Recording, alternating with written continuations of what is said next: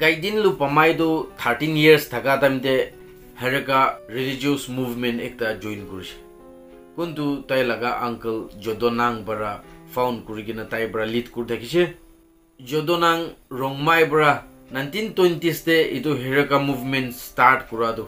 তাই traditional tribal religion to revive করব ইতো প্রিজার্ভ করে না রাখি থাকিবলে লাগা এম আর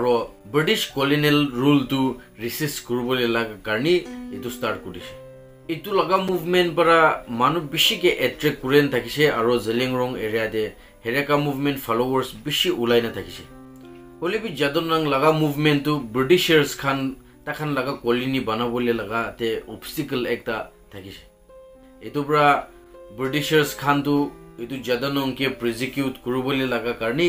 তাখান চান্স একটা বিচারে থাকিছে কিলে তাই লাগা ফলোয়ার্স খান তো বেশি ওলা স্ট্রং হয়ে যাইছে আর কলোনিয়াল রুল